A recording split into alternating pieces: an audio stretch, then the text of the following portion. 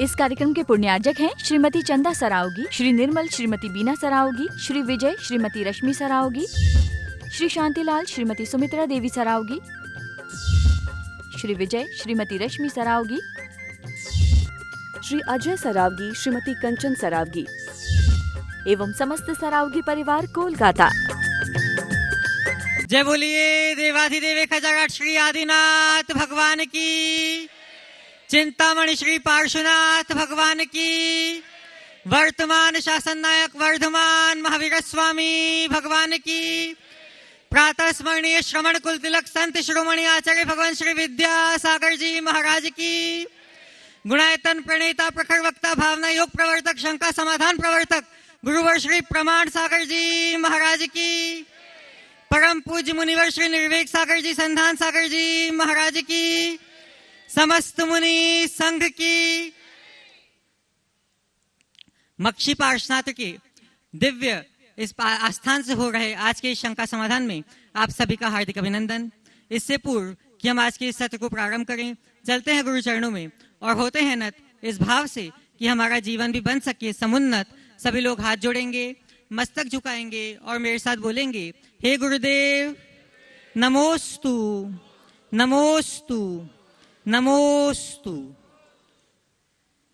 क्या था क्या हूं क्या बनूं, रे मन अब तो सोच, वरना मरना वरण कर बार बार अफसोस। बंधुओं, परम पूज्य आचार्य भगवान श्री विद्यासागर जी महाराज के इसी आध्यात्मिक संदेश को जन जन तक फैलाने के लिए परम पूज्य गुरुदेव निरंतर मालवा की इस भूमि में विहार करते हुए अपने उपदेशामृत से इसको सिंचित कर रहे हैं और पवित्र कर रहे हैं। और वहीं दूसरी ओर सिद्ध क्षेत्र समय शिखर जी में गुणायतन के निर्माण के माध्यम से, गुणायतन की रचना के माध्यम से यह आध्यात्मिक ज्योति युगों युगों तक प्रकाशित हो सके, इसका उपक्रम चल रहा है। और हमें प्रसन्नता है कि आप लोग हमारे आह्वान पर निरंतर वहां संबद्ध हो रहे हैं। आज भी कुछ लोग संबद्ध हुए हैं, मैं उनके नामों की उद्घोषणा करूंगा और अपेक्षा रखूंगा कि आप सभी लोग करतल ध्वनियों से उनकी अनुमोदना करेंगे। ट्रस्टी के रूप में गुणायतन से संबद्ध होने का सौभाग्य प्राप्त कर रहे हैं श्री आश्विन कासलीवाल, रुचि कासलीवाल, हर्षल कासलीवाल जी उज्जैन से। सभी लोग जोरदार करतल ध्वनियों से उनकी अनुमोदना करें। अब हम सीधा चलते हैं शंका समाधान के इस सत्र में और निवेदन करते हैं परम पूज्य मुनिवर श्री संधान सागर जी महाराज के चरणों में कि हे महाराज श्री, आपके माध्यम से यह सत्र गति प्राप्त करे। नमोस्तु नमोस्तु नमोस्तु। चलिए, आज मक्षी पार्श्वनाथ की इस पावन धरा पर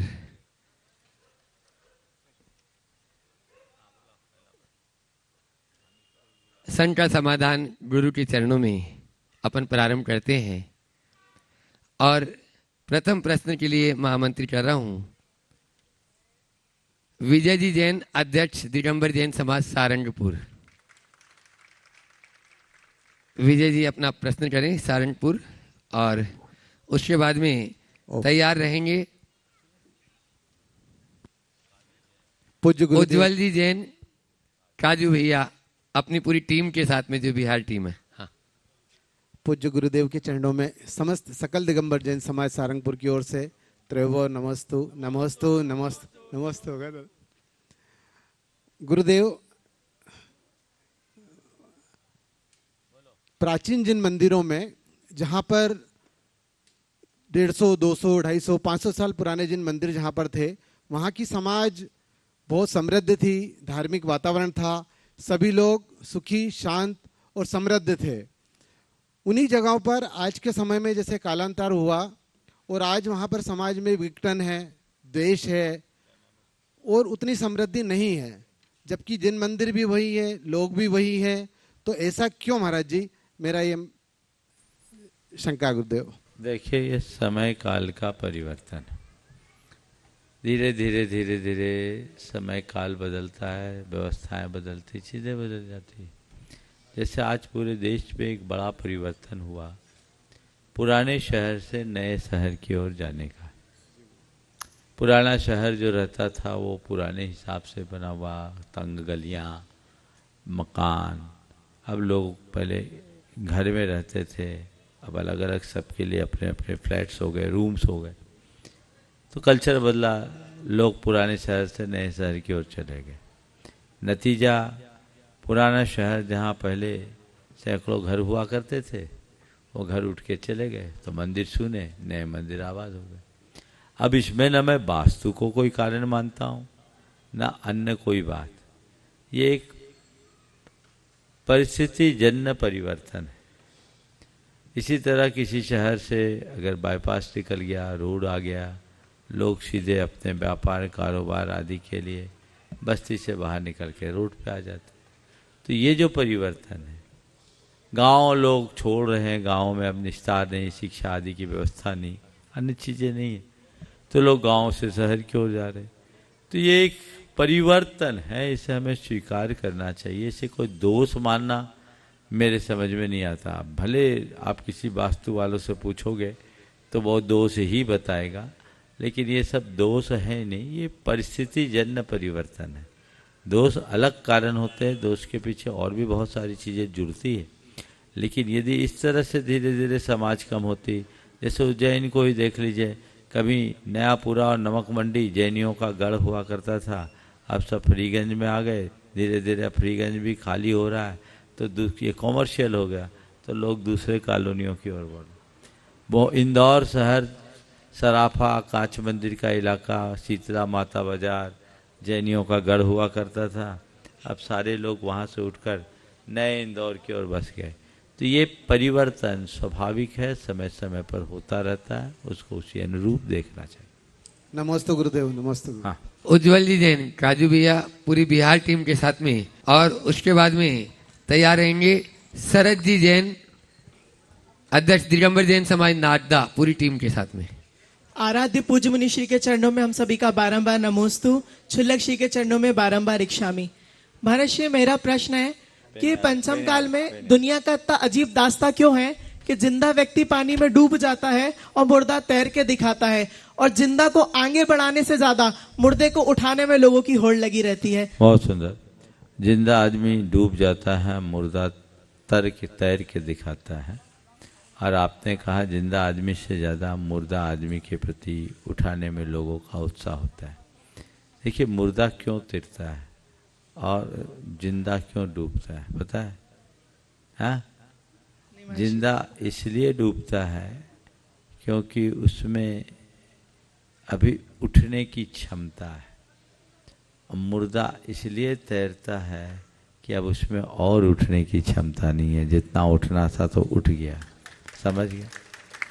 जिंदे के अपेक्षा मुर्दे को उठाने में लोग इसलिए उत्साहित रहते हैं क्योंकि उनको पता है कहीं लौट के आ गया तो बहुत खतरा है। जिंदा के लौट के आने में कोई खतरा नहीं होता, लेकिन मुर्दा लौट के ना आ जाए डर मन में बना रहता है। इसलिए लोग जिंदे की तुलना में मुर्दे के प्रति ज्यादा उत्साहित दिखते हैं। नमोस्तु महर्षि। हाँ, बोलो। शरद जी जैन अपनी पूरी टीम के साथ में नाटदा से, और शोभा पांड्या नलखेड़ा तैयार रहे। ओम। महाराज जी के चरणों में नमोस्तु नमोस्तु नमोस्तु। महाराज जी, मेरा प्रश्न है कि जो पहला क्वेश्चन हो चुका है, वास्तु का और जैन समाज का कुछ संबंध है कि नहीं, और हमें हमारे जीवन में वास्तु पालना चाहिए या नहीं पालना चाहिए? वास्तु पालना चाहिए, पर वास्तु का हवा नहीं बनाना चाहिए। जितना बन सके नए निर्माण में वास्तु का ध्यान रखना चाहिए। मंदिर आदि का निर्माण करो, वास्तु का ध्यान करके करो। पुराना है उसमें ज्यादा दिमाग मत लगाओ। नमस्ते महाराज। शोभा पांड्या नलखेड़ा, और उसके बाद में सुमित जी जैन मच्छी, पूरे मच्छी समाज के साथ में तैयार रहेंगे। नमस्तु नमस्तु नमस्तु। मुनिराज, मेरा निवेदन नलखेड़ा तक आपका विहार हो ऐसा है। इसके साथ एक प्रश्न है। बदलते सामाजिक परिवेश की खर्चीली अनावश्यक कुप्रथाएं जैसे मृत्यु भोज समारोह तथा अन्य शादी समारोह में buffet system, theme dress, code dress आदि अनावश्यक व्यंजन बनाना, अनावश्यक खर्चीले कुप्रथाओं पर रोक लगाने में हम अभी तक चिकने घड़े बने हुए हैं। इनमें हम कैसे प्रवृत्ति करें, कैसे समाज को सक्रिय बनाएं, आपका दिशा निर्देश चाहिए। देखिए, इस विषय में मैंने अनेक बार मार्गदर्शन दिया। इस तरह की कुप्रथाओं से बचना चाहिए। मृत्यु भोज तो एक बहुत बड़ी दुष्प्रवृत्ति है, मेरे ख्याल से समाज में लगभग समाप्त ही हो गई है। यहाँ चलता है क्या मृत्यु भोज का कार्यक्रम? हाँ, नहीं चलता ना। हाँ, तो जहाँ चलता है उसमें रोकना चाहिए, मृत्यु भोज उचित नहीं है। अन्य भी जितनी भी कुप्रथाएं हैं, जागरूक समाज के लक्षण नहीं है। हमें जो भी अच्छी बातें उसे अपनाना चाहिए और बुरी बातों से परहेज करना चाहिए। नमस्ते महाराज, नमस्ते महाराज। सुमित जी जैन मच्छी, दिगंबर जैन समाज मच्छी के श्रावकों के साथ में, और क्या नरेंद्र जी जैन सहारनपुर।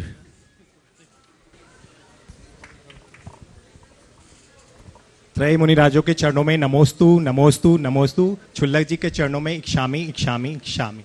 महाराज जी, मेरा प्रश्न यह है कि आलू में जो आलू हमारी सब्जी है उसमें सिर्फ जमीन कंद होने का ही दोष है, या यदि आलू पेड़ पर उगते तो क्या हम उसका सेवन करते? हम लोग बाहर, महाराज जी एक थोड़ी सी और है, हम बाहर जॉब वगैरह करते हैं महाराज जी, तो हमारे दूसरे समाज में लोग बोलते हैं कि वो तो उपवास और व्रत में आलू का सेवन करते हैं, और हम जैन लोग उसको बोलते हैं कि हमारा निषेध है। तो महाराज जी हम उनको कैसे देखिए, पहले ये समझिए कि हम आलू क्यों नहीं खाते। केवल आलू से मतलब नहीं, हम जमी कंद से परहेज करते हैं। जमी कंद से परहेज क्यों करते हैं? क्योंकि जमी कंद में अनंत कायिकपना होता है, अर्थात उनके आश्रित अनंत अनंत जीव होते हैं। तो जिसके आश्रित अनंत जीवों का विघात हो, जैन धर्म के अनुसार वह सेवन करने के योग्य नहीं माना जाता। समझ गए? तो आलू चूंकि जमीन के अंदर है, अनंत कायिक है, इसलिए हम नहीं खाते। यदि वो जमीन के ऊपर होता, अनंत कायिक नहीं होता, तो हम ले सकते थे। आजकल कुछ आलू जमीन के ऊपर उगाया जाने लगा है। करेक्ट महाराज जी। अब वो जमीन के, मैं समझ रहा था तुम पूछोगे उसका उत्तर। तो जमीन के ऊपर उगाए जाने वाले आलू को खाया जा सकता है क्या? उसकी प्रॉपर्टी को चेक किया जाए। ओके महाराज। प्रॉपर्टी सेम है तो उसमें जमी कंद जैसा ही दोष मानना चाहिए। समझ? इसलिए उससे परहेज करना। नमोस्तु महाराज। आगे। हाँ, नरेंद्र जी जैन सारंगपुर अपना प्रश्न करें, और उसके बाद में नीलेश जी जैन गुरुदेव नमस्तु देवास 100 यात्रियों के साथ में यहाँ पर उपस्थित हैं। गुरुदेव, मेरा प्रश्न है, क्या भावना योग के साथ प्राणायाम करना जरूरी है, और अगर जरूरी है तो वो क्या दिन में भी कर सकते हैं? अगर कर सके तो करे, प्राणायाम का भी अपना असर होता है। नहीं भी करे तो चलेगा, और दिन में भी कर सकते हैं। हाँ, नीलेश जी छाबड़ा अपना प्रश्न करें, और देवास वाले अपने स्थान पर खड़े हो जाएंगे, और उसके बाद में तैयार रहेंगे यहाँ क्षेत्र के अतिरिक्त महामंत्री श्री कमलेश जी कासलीवाल, मच्छी पारसनाथ के महामंत्री, अपनी टीम के साथ में। परम पूज्य मुनिश्री 108 प्रमाण सागर जी महाराज के चरणों में बारंबार नमोस्तु। गुरुदेव, हमारा प्रश्न यह है कि गरीब या मंदिर में दिया गया दान, दोनों में से कौन सा दान उत्तम है? दान उत्तम है भैया। कौन सा उत्तम है और कौन सा अनुत्तम, इस चक्कर में क्यों पड़ते हैं? जब जैसा जो प्रसंग आ जाए वो काम करो। मंदिर का दान पारमार्थिक दान कहलाता है। ये हमारे आत्मा के दुखों को दूर करने के उद्देश्य से दिया जाता है। दान भी देते क्यों, ये समझे। हम दान देते हैं स्वपर के दुख के निवारणार्थ, अनुग्रहार्थम स्वस्याति सर्गो दानम। स्वपर के अनुग्रह के लिए अपने धन के त्याग का नाम दान है ना। तो हमने एक गरीब को मदद दी, उसका दुख दूर किया। कितने दिन का? इस जीवन भर का। लेकिन हमारे किसी निमित्त से किसी को सम्यक दर्शन की प्राप्ति होगी, उसका कितना दुख दूर हुआ? भव का हुआ ना। तो जिससे भव का दुख दूर हुआ वो दान बड़ा, कि जिससे कुछ पल का दुख दूर हुआ वो दान बड़ा? बोलो। तो तुम लोग बनिया हो महाराज, अब तो तय कर लिए जिससे ज्यादा फायदा वहीं लगाएंगे। तो ऐसा काम नहीं करना, मानवीयता को देखते हुए काम करना। ओम। क्षेत्र के अतिरिक्त महामंत्री श्री कमलेश जी कासलीवाल अपनी पूरी कमेटी के साथ में उपस्थित हैं, और वे अपना प्रश्न कर रहे हैं, और उसके बाद में तैयार रहेंगी ब्रह्मचारिणी सुनीता दीदी बादशाह, जो शिरोमणि संरक्षक है गुणायतन। शांतिधारा और कलश की राशि किसी के साथ भेजते हैं और वो क्षेत्र पर जमा नहीं कराता है, तो इसका दोष किसे लगेगा? और दूसरा ये है कि रसीद कट्टे ले जाते हैं क्षेत्र से कि हम रसीदें बनाएंगे और वो वापस रसीद कट्टे जमा नहीं कराते हैं, तो इसका दोष किसे है? देखो, ऐसा आदमी तो नरक में भी जगह नहीं पाएगा, वो तो अपनी दुर्गति कर रहा है। और कमेटी के लोगों को, ऐसे लोगों को रसीद कट्टा देना ही नहीं चाहिए। आपके पास पैसा ना आए वो अच्छा है, रसीद कट्टा देने की आवश्यकता नहीं। और आजकल तो बहुत सारे माध्यम हैं ऑनलाइन भी, हमें अब आदमी भेजने की ज़रूरत नहीं। आज भी बहुत सारे क्षेत्रों में उनके प्रचारक घूमते हैं, आधा खुद रखते हैं, आधा क्षेत्र को देते हैं। हमें चाहिए कि ऐसे प्रचारकों को आप मान दे करके भेजें, और दातारों को चाहिए कि उनका सत्कार करें, पर दान सीधा दे, ताकि आपके द्वारा दिया गया पूरा द्रव्य उसी कार्य में लगे जिस भावना से आपने दिया। नमस्ते नमस्ते। गुरुवर के चरणों में नमस्ते। दीदी प्रश्न कर रही है और उसके बाद में तैयार रहेंगे श्रीमती पुष्पा जी कासलीवाल यहाँ पर उपस्थित हैं, वे अपना प्रश्न करेंगे। गुरुवर के चरणों में नमस्तु, द्वय मुनिराजों के चरणों में नमस्तु, छुल्लक जी के चरणों में इच्छा में। महाराज जी, हम लोग प्रथमानुयोग का स्वाध्याय करते। प्रथमानुयोग के स्वाध्याय में बहुत जीवन में संघर्षपूर्ण बातें होती हैं, स्वर्ग मोक्ष नरक सबका वर्णन मिलता है। तो जब हम इन चीजों को पढ़ते तो मन में विकल्प आता, डर रहता है कि नरक नहीं चले जाएं, गति नहीं बिगड़ जाए। तो फिर ऐसे में परिणामों को कैसे संभाल के रखें? ऐसे परिणाम आ जाए तब अपने आप जीवन संभल जाएगा, इसको संभालना का थोड़ी है। अगर ये डर आ जाए ना पाप का, तो व्यक्ति के जीवन में ही परिवर्तन आ जाए। इससे ऐसी बातों को जब हम पढ़ते हैं तो उसे एक घटना, एक कहानी के रूप में पढ़ने की जगह उसे अपने जीवन के दर्शन के रूप में देखना चाहिए और उन्हें परिवर्तित करने के लिए संकल्पित होना चाहिए। गुरुदेव नमस्ते। श्रीमती पुष्पा जी कासलीवाल और साथ में रानी दोषी जी और पूरी टीम ही पुष्पा जी की एक साथ हो जाए, और उसके बाद में तैयार रहेंगे योगेंद्र जी सेठी, शिरोमणि संरक्षक गुणायतन और नवरत्न। हाँ, रानी जी दोषी अपना सवाल ही करेंगे, अभी आ जाए। अभी जो ठंड पड़ रही है महाराज जी, तो ये कौन सी शक्ति आप लोगों में है कि इस तरह से हम लोग शॉल स्वेटर हर चीज ढक ढका के गाड़ी में आते तो सब बंद। हाँ, तो ये कौन सी शक्ति आप लोगों में? आपने पूरे शरीर को कवर कर रखा है, चेहरा को कवर नहीं किया। ये कौन सी शक्ति है जो चेहरे को ठंड नहीं लगती? जितना ओढ़ोगे और जितना पहनोगे उतना ठंड लगेगी। अभ्यास से धीरे धीरे हम अपनी शरीर की शक्ति को विकसित कर सकते हैं, ऐसा किया जा सकता है। रानी जी दोषी वे अपना प्रश्न कर रहे हैं, उसके बाद में योगेंद्र जी सेठी। प्रश्न है कि नहीं है? नहीं वो तो अशोक जी के जिम्मे है, एक बार जोरदार कर दर्द नहीं करना। ठीक है, योगेंद्र जी सेठी, शिरोमणि संरक्षक गुणायतन, और उसके बाद में ब्रह्मचारिणी मीना दीदी तैयार रहेंगी। नहीं है। नमोस्तु महाराज, नमोस्तु महाराज, नमोस्तु महाराज। हम लोग पूजा प्रक्षाल शांति धारा बहुत अच्छी तरह से करते हैं, और उसमें आपके मुख से, बुखारबिंद से जो शांति के पाठ हर तरह से प्रकटित होते हैं, और मन में यही भावना रहती है कि इन मंत्रों से जो कुछ बोला जा रहा है वो उसका लाभ हो।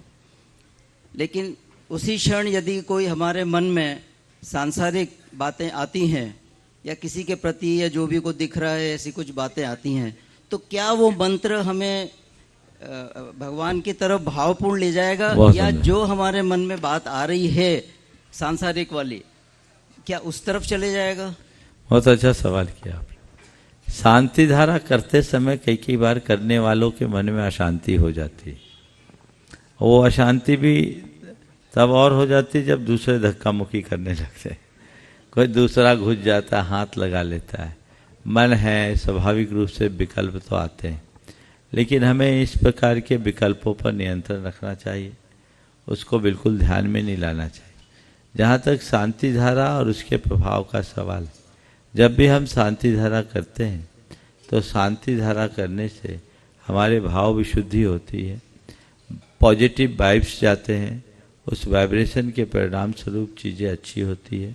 मंत्रोच्चार के तरंग से और हमारे दान और उस शांति धारा के उत्साहजन्य पुण्य से जीवन में परिवर्तन आता है। लेकिन यदि उस समय कोई अशुभ भाव और विकल्प आ गए तो वो हमारे पुण्य में बट्टा लगा देता है, इसलिए उससे बचना चाहिए। ब्रह्मचारिणी मीना दीदी, साधना दीदी, और उसके बाद में अपने बीच में एडवोकेट जितेंद्र जी जैन खाचरोद से यहाँ पर उपस्थित है, वे तैयार हैं। नमस्ते महाराज जी, नमस्ते महाराज जी, नमस्ते महाराज जी। अधिकांश लोग ये कहते हैं कि जैसे जैसे एज बढ़ती है वैसे वैसे मेमोरी वीक होती चली जाती है। जैसे सुबह क्या खाया था शाम को भी याद नहीं रहता, तो आखिर कारण क्या है? कहते हैं ज्ञान आत्मा के साथ जाता है, फिर यहीं पे दिखाई दे रहा कि वो तो साथ ही नहीं जा रहा, यहीं मेमोरी वीक हो रही। देखो, कंप्यूटर जो चलाते हैं उनसे पूछो, जब हार्ड डिस्क भर जाती है ना तो धीरे अब नई चीज लेती नहीं है। तो ये एक चीज महसूस करना, ऐसे लोगों को पुरानी सब बातें याद रहती, नई याद नहीं आती। तो नई चीजें याद करने के लिए कुछ चीजें डिलीट करना जरूरी है। इधर उधर की बातें भर लोगे तो काम नहीं होगा, एज फैक्टर है। बिल्कुल, मैं खुद में भी महसूस करता हूँ कि नई चीजें अब पुरानी बातों की तरह उतनी याद नहीं रहती, और मैं इसलिए इसी बात को सावधानी रखते हुए याद भी नहीं रखता। पुराने सब लोगों के नाम मैं ध्यान में रखता हूँ, ध्यान में है, रखता क्या, लेकिन आजकल मैं किसी का नाम ध्यान नहीं रखता, चला के नहीं रखता। बोले क्यों? क्योंकि अपनी कैसेट खाली रहनी चाहिए ताकि काम की बातें आ सके। एडवोकेट जितेंद्र जी जैन खाचरोद, और उसके बाद में जहाँ ये संकट समाधान अभी चल रहा है, ऐसे मच्छी पारसनाथ के अध्यक्ष सुपादी टासलीवाल है, हाँ, परिवार से अमित जी टासलीवाल, और वे एक पुस्तक भी गुरु के चरण कमलों में देंगे, भूवलय के जो पुस्तक निकली है। नमस्ते महाराज जी। महाराज जी, जैसे अल्प ज्ञान के कारण हम मंदिर में कुछ गलतियां कर लेते हैं, और उसी गलतियों को यदि मंदिर की जो रहते हैं दर्शनार्थी या साथी, वो उसे टोकते हैं जैसे महाराज जी, और उस टोकने से यदि किसी व्यक्ति का दिल दुखता है, वो शायद वो जाना ही बंद कर दे मंदिर, तो ऐसा टोकना क्या महाराज जी सही है या गलत है? देखिए, मंदिर में हमें गलतियां नहीं करनी चाहिए, पर किसी से गलती हो जाए तो उससे टोकने की गलती नहीं करना चाहिए। टोकने से कई बार लोग दूर भाग जाते हैं। भुगत भोगी मैं खुद हूँ। मैं छोटा था, मंदिर कभी जाता कभी नहीं जाता, चला भी जाता था घर के लोगों के कहने से। अब एक दिन मंदिर गया तो जैसे बड़े लोग खड़े खड़े हाथ जोड़ते हैं, सो हमने खड़े खड़े हाथ जोड़ लिया, ढोक नहीं दिया बैठ के। तो वहाँ एक ब्रह्मचारिणी जी थी, बाई जी कहलाती थी। वो बाई जी बुजुर्ग थी, उनने जोर से बोला, ए छोरा ढोक दे ढोक। मैं फुर्र हो गया। बहुत छोटा था उस समय, 12 साल का होऊंगा, और मैं एकदम दौड़ के भाग गया। और दूसरे दिन से मैं मंदिर ही नहीं गया। लोग मुझसे कहे मंदिर जा, बोले मैं मंदिर नहीं जाता, बाई जी डांटती है। तो मुझे आपके सवाल सुन के वो बाई जी का चेहरा दिखने लगा। तो इसलिए मैं सभी से कहता हूँ, किसी भी नए व्यक्ति से यदि कोई गलती हो जाए, भगवान नाराज होने वाले नहीं हैं। आखिरी में तो बोल ही देते हो, बिन जाने वा जानते रही टूट जो कोई। तो फिर महाराज गलतियाँ चलने देनी, गलतियाँ चलने नहीं दीजिए, गलतियों को सुधारिए, पर सही तरीके से। उसका तरीका क्या है? उस समय उस मूवमेंट में उसको कुछ ना बोले, बाद में एकांत में बुला करके उससे कहे कि भैया आप मंदिर आते हो बहुत अच्छा लगता है, आप अभिषेक करते हो बहुत अच्छा लगता है, आप जैसे युवाओं को देख करके तो मेरे मन में आनंद भर जाता है, बहुत अच्छा करते हो आप। बस मैं सोचता हूँ कि अगर आप चाहो तो कुछ चीज़ें मैं बता दूँ तो आपको इसका 100% परिणाम मिलेगा, आपकी कोई गलतियाँ नहीं बचेगी। अगर आप चाहो तो मेरे से रोज़ 10 मिनट ले सकते हो। बोलो ऐसा कोई बोलेगा तो कैसा लगेगा? बराबर महाराज जी। तो बस अब ऐसा ही बराबर करवाया करो। धन्यवाद महाराज जी। हाँ। और महाराज जी, अब मैं बुला रहा हूँ अमित जी टासलीवाल, इंदौर, जो अंकलिपि रहस्यम भूवलय पर एक पुस्तक निकली, इंजीनियर अनिल कुमार जी जैन साहब की, पूज्य श्री जी के कर कमलों में दे रहे हैं और अपना प्रश्न भी रख रहे हैं। और उसके बाद में तैयार रहेंगे अपने बीच में आज देवास के तहसीलदार जी यहाँ पर मनीष जी जैन साहब यहाँ पर उपस्थित हैं, वे प्रश्न करेंगे। नमस्ते गुरुदेव। दिगंबर जैन उदासीन आश्रम ट्रस्ट इंदौर के अंतर्गत कुनकुन ज्ञानपीठ जो सतत भूवलय ग्रंथ के ऊपर शोध कार्य कर रहा है, आज एक नई पुस्तक का विमोचन मैं आपके करकमलों के द्वारा करवाना चाहता हूं। मैं आपको पुस्तक भी भेंट करना चाह रहा हूं।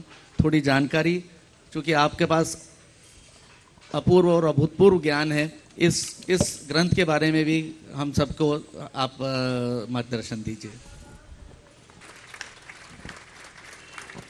अंकलिपि रहस्यम के नाम से यह पुस्तक इंजीनियर अनिल कुमार जी, बड़े महाराज जी। देखिए, आज बड़ी प्रसन्नता का विषय है कि श्री भू वलियस अंकलिपि रहस्यम, ये कृति इंजीनियर अनिल कुमार जैन ने आज बड़ी श्रम से तैयार करके प्रकाशित की। भूवलय के संदर्भ में मैंने पहले भी अनेक बार प्रकाश डाला है। ये भूवलय आज के समय में पूरे विश्व के लिए एक आश्चर्य है, जिसमें एक ग्रंथ में ही अनेक भाषाओं में 17 भाषा 27 भाषा के अलग अलग ग्रंथ हैं। जिधर से देखो उधर से अर्थ, और बड़े सारगर भीतर। जैनाचार्य की एक कृति महाकृति है। वर्षों हो गया लोग इसे समझ भी नहीं पाए, लेकिन अब धीरे धीरे इसे डिकोड किया जा रहा है। और अब जिस दिन ये पूरी तरह से प्रकाशित होगा, वो अपने आप में पूरे विश्व के लिए एक बहुत बड़ा आश्चर्य होगा। कुंद कुंद ज्ञानपीठ भी इस महायज्ञ को संपन्न करने का बीड़ा उठाया है। मेरा इस बात से मुझे बहुत प्रसन्नता है, और मैं पूरे उदासीन आश्रम ट्रस्ट और कुंद कुंद ज्ञानपीठ को इस बात के लिए आशीर्वाद देता हूँ कि इस कार्य को ऐसे ही आगे बढ़ाते रहें। बहुत बहुत आशीर्वाद। मनीष जी जैन साहब तहसीलदार देवास, और उसके बाद में तैयार रहेंगे गुरुवर पंडित संजय कुमार जी जैन देवास। 2 प्रश्न, एक ही प्रश्न करेंगे, समय कम है। गुरुवार के चरणों में नमोस्तु नमोस्तु नमोस्तु। गुरुदेव, मेरा प्रश्न यह है कि जो उच्चारण नमोकार मंत्र का हम करते हैं, उसका उच्चारण किस प्रकार से किया जाए जिससे ध्वनि ऊर्जा वैश्विक कल्याण के काम में आए, और 9 बार नमोकार मंत्र और 108 बार नमोकार मंत्र, ये संख्या का वैज्ञानिक दृष्टिकोण भी महाराज बताएं। देखिए, नमोकार मंत्र आर्या गीति छंद में निबद्ध है। आर्या गीति छंद को आर्या गीति छंद के अनुसार ही करना चाहिए। 4 चरण है जो 12-18 मात्रा के। हम 12-18 मात्रा के उतार चढ़ाव के साथ बिना किसी प्रकार के यति भंग किए अगर नमोकार मंत्र को ठीक तरीके से उच्चारित करते हैं, तो उसका ध्वनि वैज्ञानिक प्रभाव हम पर व्यापक रूप से पड़ता है। उसको उसी रीति से करने का प्रयत्न करना चाहिए। जैसे मैं बोलता हूँ, आप उस तरीके से नमोकार मंत्र बोले, बहुत अच्छे परिणाम आए। हाँ, नमोस्तु गुरुवर, आपके श्री चरणों में पंडित जी साहब प्रश्न कर रहे हैं, और उसके बाद में श्वेता वर्धमान सिंघई तैयार रहे। नमोस्तु भगवान। मेरा प्रश्न यह है कि शांति धारा पढ़ते समय सभी भूल करते हैं या सही पढ़ते हैं, कि संधि विच्छेद कर करके पढ़ते हैं? जैसे जयोस्तु बोलते हैं तो जयो अस्तु बोलते हैं, तो इसमें शुद्ध उच्चारण क्या करना चाहिए शांति धारा करते समय? देखिए, कोशिश करनी चाहिए संधि करके ही बोले।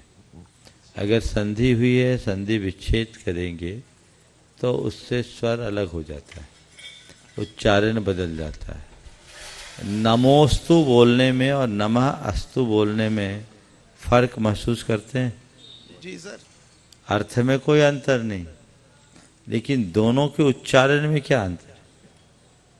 तो नमोस्तु पद जब अपने आप में एक पूर्ण पद है, तो उसे तोड़े क्यों? कुछ लोग उच्चारण की सहूलियत को देखते हुए उसे तोड़कर बोलने लगे, ये उचित नहीं है। उसको उसी तरीके से करना चाहिए। नमोस्तु भगवान। श्वेता वर्धमान सिंघई, वे अपना प्रश्न करें, और उसके बाद में गुणायतन के संरक्षक पुष्पा प्रकाश जी कटारिया तैयार रहे। तीनों मुनिराजों के चरणों में त्रिबार नमोस्तु गुरुदेव, नमोस्तु नमोस्तु नमोस्तु। महाराज श्री, अभी कुछ दिन पहले बहुत सुविधा है हमें यूट्यूब पे देखने के मिल जाता है गुरुदेव के प्रवचन वगैरह, उसमें आपका एक बहुत अच्छा संस्मरण सुनाया गुरुदेव ने और बहुत मुस्कुरा के बोला। गुरुदेव बोले आपका समता सागर महाराज जी के साथ सागर में चौमासा के लिए आपसे आदेश हुआ था, आप गए और रास्ते में गुरुजी बोले मुस्कुरा के प्रमाण सागर को पैर फिसल गए, गिर गए, आपको फ्रैक्चर हुआ, आप मुश्किल से वहाँ अंकुर नगर तक पहुँच पाए, तो आप गुरु आदेश से सागर नहीं पहुँच पाए, उसका दुख रहा कि आज्ञा का पालन नहीं हुआ, महाराज जी अंकुर नगर में रुकना पड़ा, तो आपके भाव क्या थे उस समय वो बताइए, और कुछ और बात बता सकते हैं तो। नमोस्तु। ये 1997 की बात है। सागर चातुर्मास के लिए नगर प्रवेश था, चातुर्मास के लिए ही हमें प्रवेश करना था। अचानक चिकनी मिट्टी पे पैर पड़ जाने से फिसल गया, गिर गए और हमारी 2 हड्डियां टूट गई। पास में ही एक फार्म हाउस था, लगभग जहाँ घटना हुई उससे 400 मीटर आगे, वहाँ तक हम जैसे तैसे गए, पैर बहुत सूज गया था। अब सब बातें तो धरी रह गई, संयोग था, दर्द भी वेदना भी। अब सब लोग चाह रहे किसी भी तरीके से महाराज चले,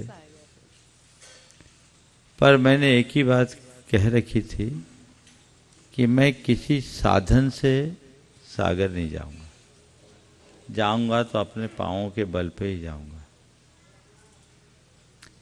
लोग गुरुदेव के पास गए, आग्रह किया कि महाराज डोली से कैसे भी ले जाए। गुरुदेव ने कहा वो बहुत दृढ़ है, मैंने अपना संदेश भेज दिया था, बहुत दृढ़ हैं, वो कैसे भी नहीं जाएंगे। और फिर उसी स्थिति में 2 लोगों के कंधे पे अपने हाथ रखकर मैं 5 पाँव से चलकर उस स्थान से लगभग 4.5 किलोमीटर और चला और अंकुर कॉलोनी में चातुर्मास हुआ।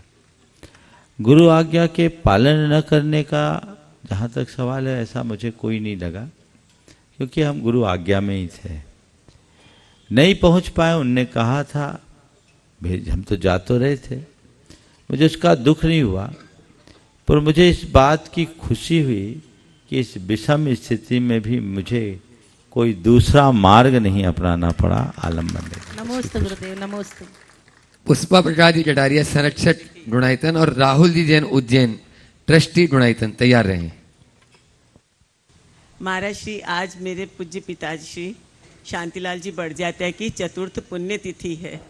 इस अवसर पर मैं उनको श्रद्धांजलि देते हुए थोड़ा सा आपसे मार्गदर्शन भी चाहती हूँ। महाराज श्री, जो हमारे बाबूजी के जो पुण्य योग थे, जिससे उनको इतना बहुमान, वो हर एक का इतना बहुमान करते थे, भाषा वर्गना पर उनकी अपूर्व भाषा वर्गना पे उनकी अपूर्व लगाम थी, और 108 उपमाएं उन्होंने शांति सागर जी महाराज की लिखी, और परम मुनि भक्त तो थे ही, आपको भी मालूम है, और मतलब सब तरह की उनको कलाएं में वो निपुण थे। वो इतने सारे गुण एक व्यक्ति में समाहित होना कैसे संभव हो सकता है? बिल्कुल, गुण जो होते हैं वो मनुष्य के ही लिए होते हैं और मनुष्य में ही समाहित होते हैं। हम संसार के जितने भी प्राणी हैं उनमें हीनादि के रहते हैं, परिपूर्ण तो केवल भगवान होते हैं। निश्चित शांतिलाल जी बड़जात्या ने अपना पूरा जीवन गुरु भक्ति, मुनि भक्ति में समर्पित किया। अब वो चले गए, उनको याद करने से कोई लाभ नहीं है। हम क्या कर रहे हैं हमें ये देखने की जरूरत है। ओम, बस पीछे। राहुल जी जैन उज्जैन गुणायतन ट्रस्टी और उसके बाद में सजल जैन करेली तैयार रहे। नमस्ते महाराज श्री। महाराज श्री, मैं ये पूछना चाहता हूँ कि अपनी मैनेजमेंट स्किल अपन किस तरीके से डेवलप करें कि हर चीज़ अपन सिस्टमेटिक ऑर्गेनाइजेशन के साथ में मैनेज कर पाए। जिस तरीके से आप इतना, मतलब आपके ऊपर इतनी सारी जिम्मेदारी और इतने सारा धर्म को भी मैनेज करना है और सब चीज़ मैनेज हो पाए, और आप जिस तरीके से मैनेज कर रहे हैं, मुझे भी मार्गदर्शन दीजिए। देखिए, बहुत अच्छी बात है, मैनेजमेंट का एक स्किल है और बहुत आसानी से किया जा सकता है। मैं इसके विषय में 4 बातें कहूँगा। सबसे पहले आप मैनेजमेंट करना चाहते हैं कोई भी काम में, तो आप मैनेजमेंट करिए, पर मैनेजमेंट को ओढ़िए मत। समझ गए? अगर आप ओढ़ के बैठ जाएंगे तो कुछ नहीं कर पाएंगे। ये मेरा एक दायित्व है जिसे मुझे निभाना है, हम निभा रहे हैं, उसे एंजॉय करते हुए निभाएं, पहली बात। दूसरी बात, जिम्मेदारियां बांटना सीखिए। अगर आप जिम्मेदारी बांटेंगे तो आप निश्चिंत होंगे। अच्छा कार्यकर्ता वो नहीं होता जो 10 का काम करे, अच्छा कार्यकर्ता वो होता है जो 1000 से काम ले। 10 का काम करने वाला तो लेबर बन के रह जाएगा, 1000 का काम करने वाला कलेक्टर बन पाएगा। तो ये कला अपने भीतर होनी चाहिए, हम जिम्मेदारियां बांटना शुरू करें। तीसरी बात, समय समय पर अपनी चीज़ों की समीक्षा करते रहें। समीक्षा करते समय ये देखें कि हम लक्ष्योन्मुखी हैं या नहीं। यदि कहीं से कोई कमी दिख रही है तो उसे हम तुरंत सुधारें। परिणामों पर अपनी नज़र होनी चाहिए, टारगेट ओरिएंटेड प्रोग्राम चलना चाहिए। और चौथी बात, अपने से नीचे के लोगों को हमेशा क्रेडिट देना सीख लें, प्रोत्साहित करना सीख लें। आपका मैनेजमेंट अपने आप स्ट्रॉन्ग बनेगा और आप हर क्षेत्र में सफलीभूत हो सके।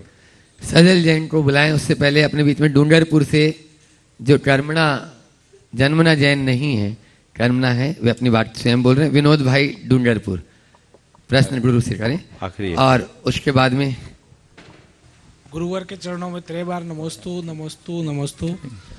शुल्लक जी के चरणों में इच्छामी इच्छामी इच्छामी। गुरुवर मैं जन्मना जैन नहीं हूँ, पर कर्मणा जैन बनूँ ऐसा भावना पाता हूँ। मुझे आशीर्वाद दें। और मेरी शंका ये है और प्रश्न ये है कि मुझे कर्मणा जैन होने के लिए पहली सीढ़ी चढ़ने के लिए मुझे क्या करना चाहिए?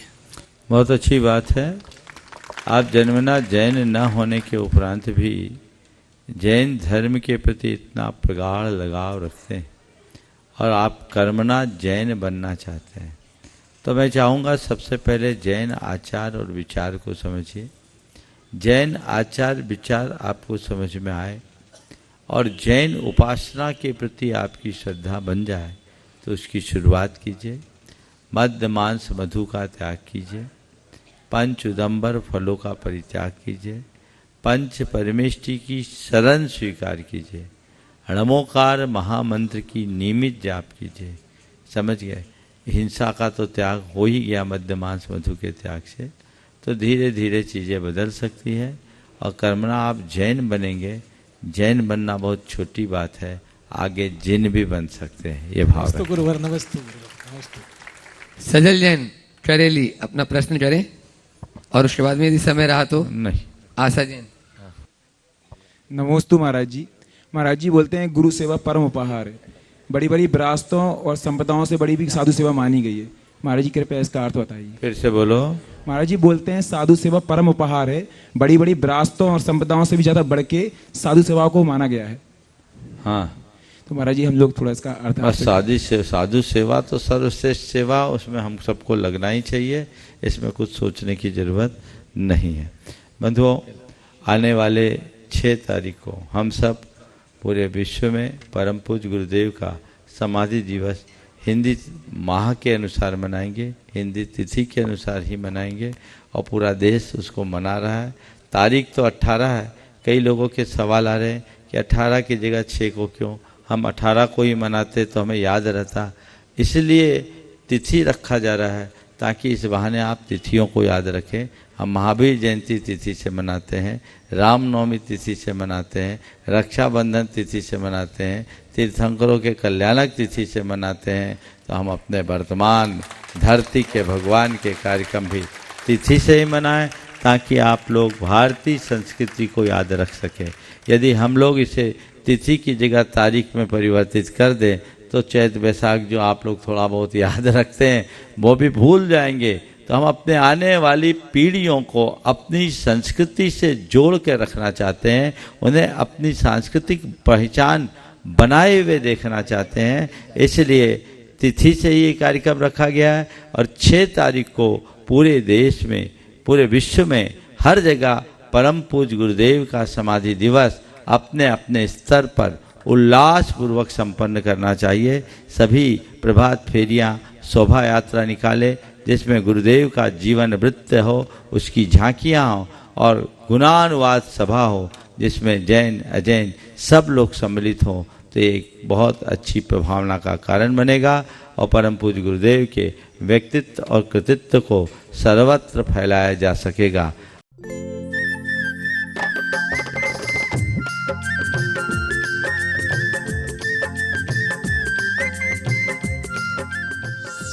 इस कार्यक्रम के पुण्यार्जक हैं श्रीमती चंदा सरावगी, श्री निर्मल श्रीमती बीना सरावगी, श्री विजय श्रीमती रश्मि सरावगी, श्री शांतिलाल श्रीमती सुमित्रा देवी सरावगी, श्री विजय श्रीमती रश्मि सरावगी, श्री अजय सरावगी, श्रीमती कंचन सरावगी एवं समस्त सरावगी परिवार कोलकाता।